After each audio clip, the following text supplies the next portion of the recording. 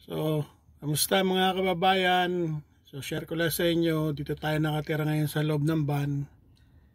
Mas pinili ko muna dito matulog, tumira sa loob ng van. Yan. Yan si Manang naglalakad pala. Oh. Nakasama siya sa video. Ayan guys.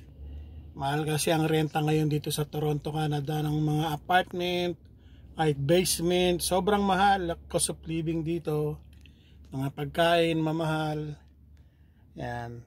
Pag magbabanyo tayo, doon tayo sa Tim Hortons, tatawid tayo doon sa kabila. Andun. Doon tayo nagbabanyo. So pag maliligo tayo, pupunta tayo sa gym, sa YMCA gym. Yan, nabublol pa tayo.